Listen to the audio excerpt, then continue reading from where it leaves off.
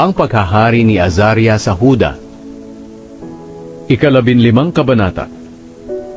Naging hari ng Huda ang anak ni Amazaya na si Azaria, nang 27 taon ng paghahari ni Jeroboam na ikalawa sa Israel. Si Azaria ay 16 na taong gulang nang maging hari. Sa Jerusalem siya tumira, at naghari siya roon sa loob ng 52 taon.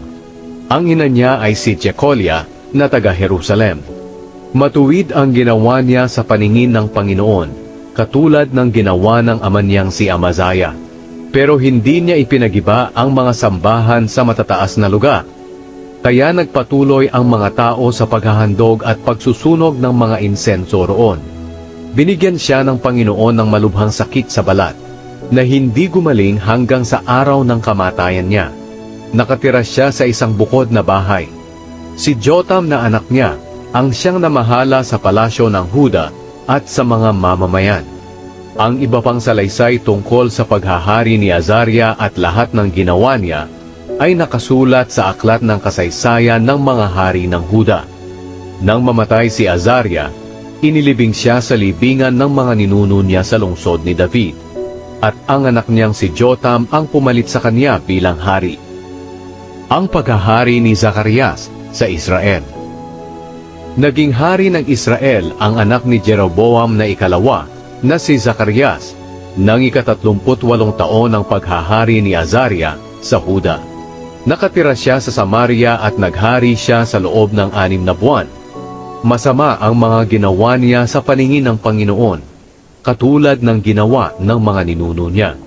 Sumunod siya sa mga ginawang kasalanan ni Jeroboam na anak ni Nebat, na naging dahilan ng pagkakasala ng mga taga-Israel.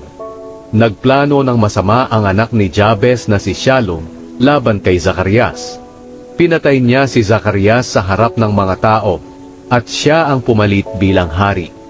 Ang iba pang pangyayari tungkol sa paghahari ni Zacarias ay nakasulat sa aklat ng kasaysayan ng mga hari ng Israel. Kaya natupad ang sinabi ng Panginoon kay Jehu, "Ang mga angkan mo ay maghahari sa Israel hanggang sa ika-4 na henerasyon." Ang paghahari ni Shallum sa Israel. Naging hari ng Israel ang anak ni Jabes na si Shallum nang 39 na taon ng paghahari ni Uzziah sa Huda. Sa Samaria siya tumira, at naghari siya roon sa loob ng 1 buwan. Pinatay siya ni Menahem na anak ni Gadi, nang dumating ito sa Samaria galing Tirza. Si Menahem ang pumalit kay Shallum bilang hari. Ang iba pang salaysay tungkol sa paghahari ni Shallum, pati ang balak niyang pagpatay kay Zacarias, ay nakasulat sa aklat ng kasaysayan ng mga hari ng Israel. Nang mga panahong iyon, nilusob ni Menahem ang Tifsa at ang mga lugar sa paligid nito hanggang sa Tirza, dahil ang mga naninirahan dito ay ayaw sumuko sa kanya. Pinatay niya ang lahat ng naninirahan dito at hinati ang tiyan ng mga buntis. Ang paghahari ni Menahem sa Israel. Naging hari ng Israel ang anak ni Gadi na si Menahem nang 39 na taon ng paghahari ni Azaria sa Huda. Sa Samaria siya tumira, at naghari siya roon sa loob ng 10 taon. Masama ang ginawa niya sa paningin ng Panginoon. Sumunod siya sa mga ginawang kasalanan ni Jeroboam na anak ni Nebat, na naging dahilan ng pagkakasala ng mga taga-Israel. Hindi niya tinalikuran ang mga kasalanan ito sa buong paghahari niya. Nang pumunta si Haring Tiglat-Pileser ng Assyria sa Israel para lusubin ito, binigyan siya ni Menahem ng 35 toneladang pilak para tulungan siya nito na mapatibay pa ng husto ang paghahari niya. Kinuha ni Menahem ang mga pilak sa mga mayayaman ng Israel sa pamamagitan ng pagpilit sa bawat isa sa kanila na magbigay ng tig-50 pirasong pilak. Kaya huminto sa paglusob ang hari ng Assyria at umuwi sa bansa niya. Ang iba pang salaysay tungkol sa paghahari ni Menahem at lahat ng ginawa niya ay nakasulat sa aklat ng kasaysayan ng mga hari ng Israel. Nang mamatay si Menahem, ang anak niyang si Pekaya ang pumalit sa kanya bilang hari. Ang paghahari ni Pekaya sa Israel. Naging hari ng Israel ang anak ni Menahem na si Pekaya nang ika-50 taon ng paghahari ni Azaria sa Huda.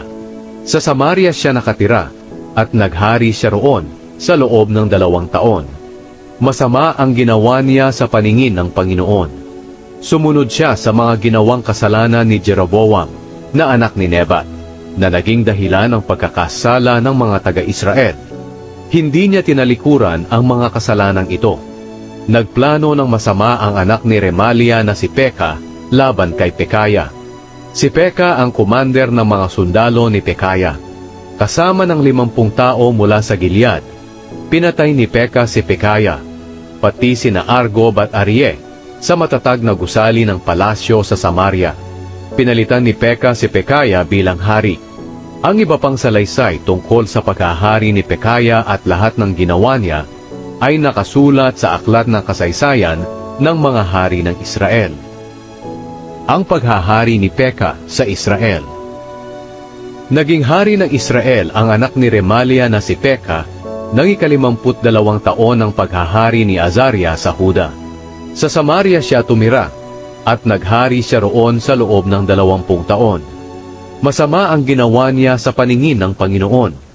Sumunod siya sa mga ginawang kasalanan ni Jeroboam na anak ni Nebat, na naging dahilan ng pagkakasala ng mga taga-Israel. Hindi niya tinalikuran ang mga kasalanang ito. Nang panahon ng paghahari ni Peka, nilusob ni Haring Tiglat-Pileser ng Assyria ang Israel, at nasakop niya ang mga lungsod ng Ijon, Abel-Bet-Maaka, Janoa, Kedesh, at Hazor. Nasakop din niya ang Gilead, Galilea, at ang buong lupain ng Naphtali. At dinala niya sa Assyria ang mga naninirahan dito bilang mga bihag.